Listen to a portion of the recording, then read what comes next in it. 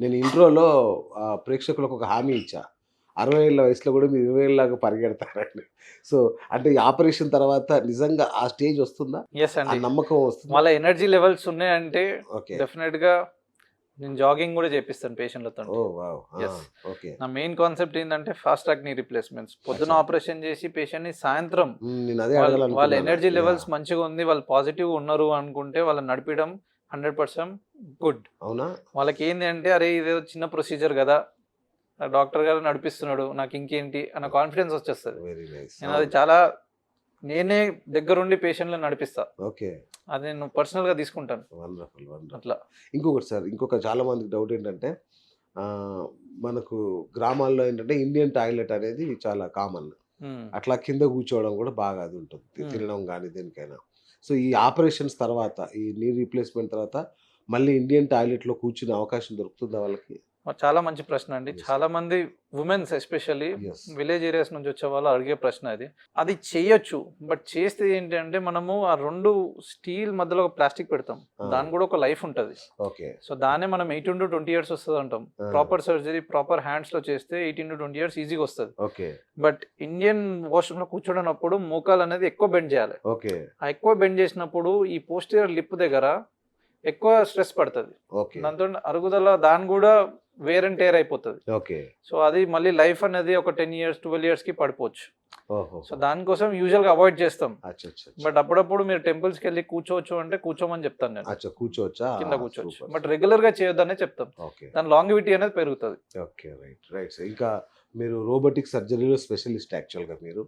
So, అయితే చాలా మందికి ఒక డౌట్ ఏంటంటే, ఈ రోబోటిక్ సర్జరీ అనగానే డాక్టర్ గారు ఉండరేమో, రోబోట్స్ వచ్చి చేస్తాయేమో అనుకోని, అంటే ఇది చాలా సిల్లీ క్వెషనే కావచ్చు. అవునవును. అంటే కొంచెం ఇంకా గ్రామాల్లో ఉండే వాళ్ళకి కూడా అవగాహన రావాలని ఈ ప్రశ్న అడుగుతున్నాను నేను. యాహ్! సో, ఎప్పుడైనా రోబోటిక్ గూడా సర్జరీ అంటే ఏంటి అసలు యాక్చువల్‌గా? ఎప్పుడైనా రోబోటిక్ చేయలేదండి. Okay. Robotic is a sophisticated machine. అచ్చా! దాంట్లో ఏఐ గాని ఇవన్నీ ఉంటాయి. Advance okay. టెక్నాలజీ ఉంటది బేసిక్‌గా. రైట్. రైట్. బట్ దానికి బ్రెయిన్స్ అనేది ఉండదు. ఓకే. బ్రెయిన్ అనేది డాక్టర్‌దే. ఓకే. సో, పేషెంట్ డేటా తీసుకొని మనం మెషిన్‌కి ఇస్తే ఆ మెషిన్ సర్టెన్ క్రైటీరియాస్ ఇస్తది. ఓకే. ఈ పేషెంట్‌కి ఈ పలానా పొజిషన్ ఉంది. నువ్వు ఇలా పెడితే బెటర్ అని ఒక సూచన సజెషన్. ఇస్తది. ఓకే. ఆ సజెషన్ మాత్రమే ఇస్తది. దాన్ని కూడా మనము డిసైడ్ చేసుకోవాలి. సో, ఆపరేషన్ టేబుల్ దగ్గర మీరుంటారు. 100% మేమే చేయాలి. అదే అంటున్నా. డేటా కూడా మేమే ఇయ్యాలి దానికి. మీరెక్కడో ఇంట్లో కూర్చొని లేదు ఇప్పుడు లేదు. మార్చేసి అంటే అది మారుస్తదేమో అది అని. బహుశా వస్తదేమో ఫ్యూచర్‌లో గానీ అవునా? ఎంతైనా కూడా ఆపరేషన్ అయితే మేమే కట్ చేయాలి. మేమే ఓపెన్ చేయాలి. మేమే అచ్చా! తీయాలి. ఓకే. దాని దగ్గర తీసుకోపోవాలి. ఇవన్నీ ఉంటాయి. ఓకే. రోబోటిక్ ఎప్పుడు చేయలేదండి. It okay. Is just a machine which is sophisticated and highly advanced. So, robots చేయడం అనేది ఏమి ఉండదు. ఇంపాసిబుల్. మీరే చేస్తారు. పక్కనే ఉంటారు కానీ అదేదో సజెషన్స్ ఇస్తుంది అంతే. అంతే. మనం దానికి డేటా ఇస్తే ఆ డేటాని తీసుకొని సజెషన్స్ ఇస్తది. ఆ ఓకే. సజెషన్ కూడా మనం తీసుకోవాలా లేదా అని మనం డిసైడ్ చేయాలి. So, right. ఆ ప్రాపర్ బ్రెయిన్ సర్జన్ ఆయన నాలెడ్జ్‌ని దానికి మెషిన్‌కి ఇస్తే ఆ కరెక్ట్. డేటాని కొలాబరేట్ చేసి చేసిన సర్జరీలే సక్సెస్‌ఫుల్ అయితాయి. సూపర్.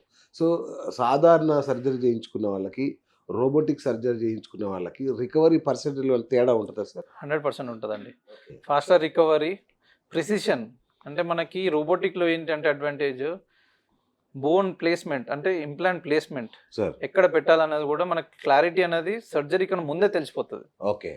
మాన్యువల్ దాంట్లో అట్లా ఉండదు. మాన్యువల్ అచ్చా! దాంట్లో ఏంటంటే మెషిన్ కొన్ని ఇన్‌స్ట్రుమెంట్స్ ఉంటాయి. ఆ ఇన్‌స్ట్రుమెంట్స్ ప్రకారంగానే కట్ చేయాలి. ఓకే. సో, ప్రతి పేషెంట్‌కి సేమ్ ఉంటదది.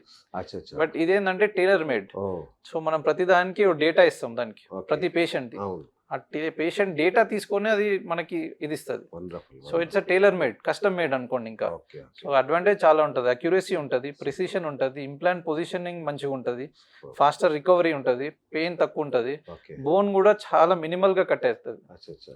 Compared to the manual thing. Okay. So, అది చాలా చూస్తున్నాను నేను.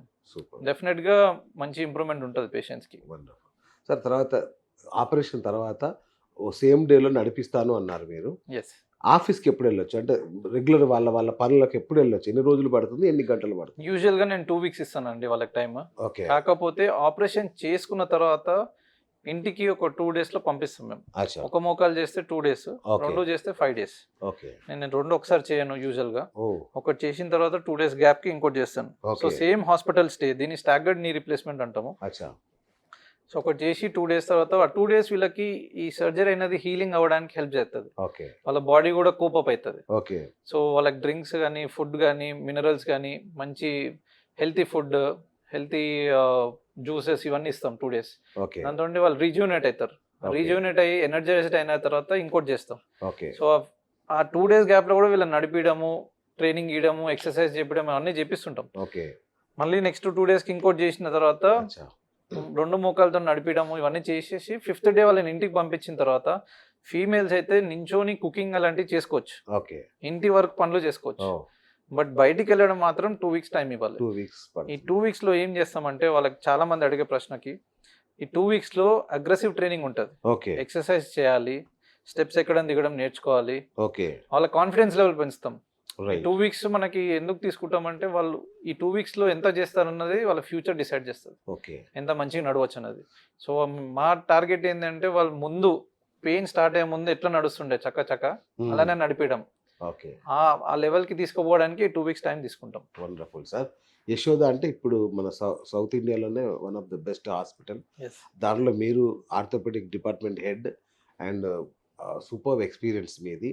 సో ఇక్కడ ఇన్ఫ్రాస్ట్రక్చర్ అంటే ఇంత వరల్డ్ క్లాస్ హాస్పిటల్ కాబట్టి ఇన్ఫ్రాస్ట్రక్చర్ ఏ స్థాయిలో ఉంటుంది సార్ ఇక్కడ?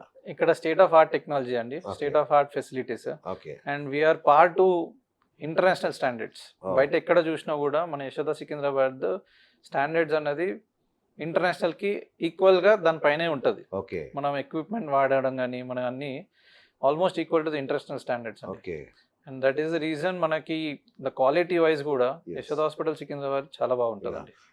హైదరాబాద్లో ఉన్న సగం జనాభా మన హాస్పిటల్లోనే ఉంది ఇవాళ. ఎక్కడ చూసినా ఇదేంటి? Yeah. సో నేను ఒక యూనిట్ హెడ్ని, Yes, head of I department know, I కాదు, know, బట్ yeah.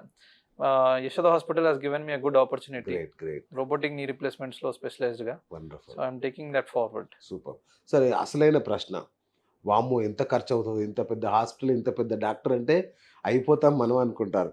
దాని బదులు ఈ నొప్పులతో నడవడం బెటర్ అనుకునే వాళ్ళు కూడా ఉంటారు. అవును, వాళ్ళకి మీరు ఏం భరోసా ఇస్తారు? అది మేము రెగ్యులర్గా చూస్తూనే ఉంటాము. బట్ నేను పేషెంట్స్కి ఫస్ట్ అండ్ ఫార్మోస్ట్ ఎక్స్ప్లెయిన్ చేస్తాను. అది ఓకే ఫస్ట్ అండ్ ఫార్మోస్ట్ చెప్పేది ఏంటంటే ఒకవేళ రోబోటిక్ నీ రిప్లేస్మెంట్ అయితే ఓకే సర్టెన్ ప్రైస్ ఉంటుంది డెఫినెట్గా.